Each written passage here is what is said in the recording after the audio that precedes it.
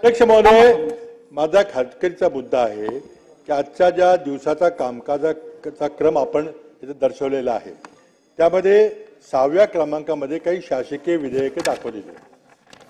अध्यक्ष महोदय, आपण आमच्या अधिकाराचं संरक्षण करण्याकरता आपण तिथं स्थानापन्न आहात.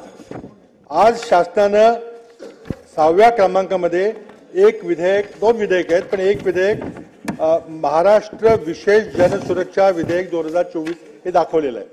पुनर्स्थापनार्थ आहे, काही हरकत नाही, आपल्याला विधेयक मांडायचा अधिकार आहे, पण लगेच आपण ते विधेयक पास करणार आहे. आणि अध्यक्ष महोदय, अजूनही त्या विधेयकाची प्रत पिजन होल्डमध्ये ठेवलेली नाही. महाराष्ट्राचं त्याचे इतकं महत्वाचं विधेयक आहे. आज या जनसुरक्षा कायद्याखाली तुम्ही कोणालाही उद्या अरेस्ट करू शकणार आहे आणि हा असा लपून छपून कायदा आणायचा चाललेला आहे. आपण आमच्या अधिकाराचं संरक्षण करावं ही आमची विनंती आहे. आज काय अर्जन्सी आहे एवढी? अजून तुम्ही बिल छापलेलं पण नाही. कदाचित मंत्री महोदयांना पण माहित नाही काय बिल आहे ते. कॅबिनेटमध्ये चर्चा झाली की नाही मला माहिती नाही, पण ते बिल तुम्ही अजून पिजन हॉलमध्ये टाकलेलं नाही आणि ते बिल आपण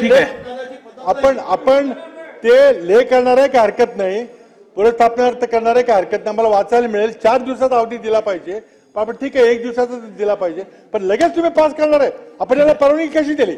सन्मान्य आमच्या अधिकाराचं संरक्षण केलं पाहिजे. सन्मान्य पृथ्वीराज चव्हाण साहेब या सभागृहाचे ज्येष्ठ सदस्य आहेत, या राज्याचे माजी मुख्यमंत्री राहिलेले आहेत आणि त्यामुळे त्यांना हे अवगत करायची मी तर खरं गरज नाही, कारण आपण मुख्यमंत्री असतानाही मी आपल्याला प्रेसिडेंट दाखवतो जेव्हा आपण इंट्रोडक्शन आणि कन्सिडरेशन एकाच दिवशी घेतलेले आहेत. 123 नियम आपण वाचून बघावा.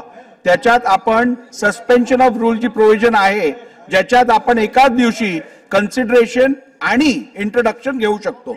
त्यामुळे याच्यात कुठची अनियमितता नाहीये. या कायद्यामुळे आज आपण पास केला तर कुठल्याही व्यक्तीला कुठल्याही व्यक्तीबद्दल कुणाला अर्बन नक्सल म्हणून शासन यामध्ये अडचणी आणू शकेल, तुरुंगात टाकू शकेल. निवडणुकीची ही तयारी आहे, पूर्व तयारी आहे आणि हा कायदा आम्हाला किमान मी आपल्याला म्हणणं मान्य करतो की त्याच दिवशी आपल्याला अगदी विशेष परिस्थिती असेल तर करता येईल, पण निदान बिल वितरित तरी करा ना. मान्य आहे. काय बिल त्याचं करा, जोपर्यंत बिल वितरित या संदर्भात हा स्थगित करावा.